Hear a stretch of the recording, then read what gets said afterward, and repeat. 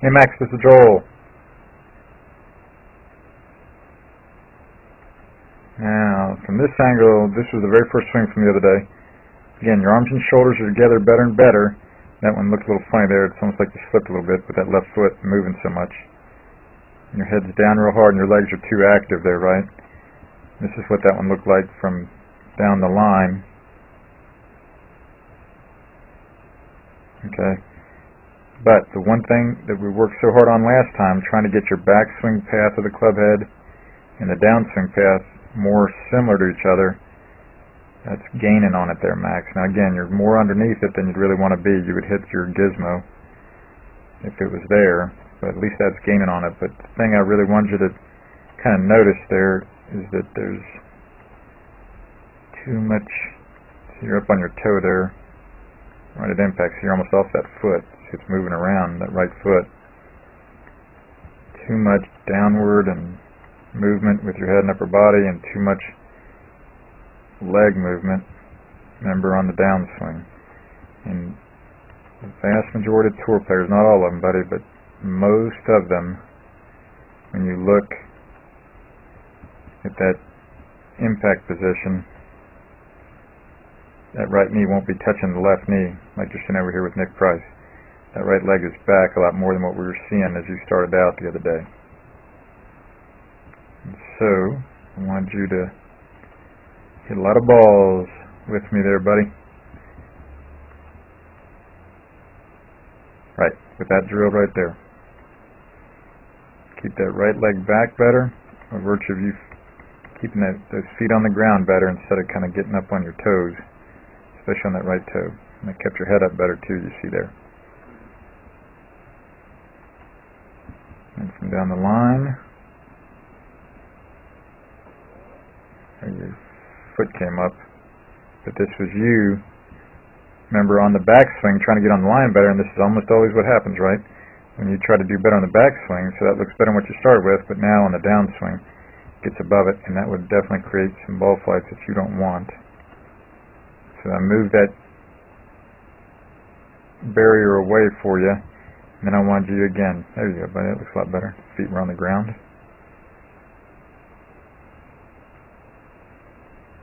Yes, that's getting closer there, bud. And those ball flights started getting really good. You're hitting everything on the sweet spot.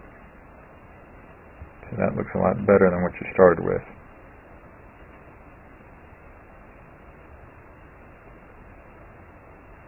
Right? And then I said, hey man, those feet are getting better. Let's see if you can get it on plane by virtue of a better shoulder turn. So that wasn't quite it there. That's closer there, eh?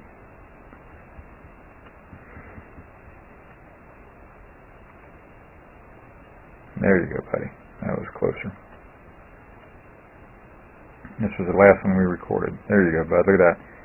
Man, that looks good. A ton better than what you started with there, Max. See the path of the backswing with the club head? It's pretty doggone good. And on the downswing. And the feet are on the ground. So much better. Much more solid, and your legs are long, or your arms are long, I mean, through impact, with your shoulder turn instead of those arms kind of getting curved through impact. That's a good look there, buddy. Give that a blue line for sure. Thanks so much, Max. Good work, bud. I'll see you soon. Hope you enjoy the spring break a bunch. Take care. This is Joel Suggs. I sure enjoyed meeting you down at the Cincinnati Golf Show this weekend and showing you your swing on the 2D equipment that I have. And so I want to take about 2 to 3 minutes to just show you around Meadowlinks. This is the studio I use in the winter for all my students. You see there's the down-the-line camera angle for our 2D equipment. And then we have the face-on camera angle also. And then what we also have here is 3D equipment to where I can show you your swing from 6 different camera angles with this 3D equipment,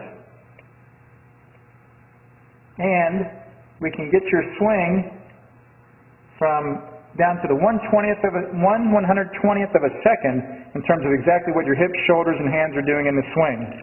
And then also, I have the most realistic hitting curve I've ever seen from puttersedge.com. So when you hit your full shots, it feels as realistic as possible.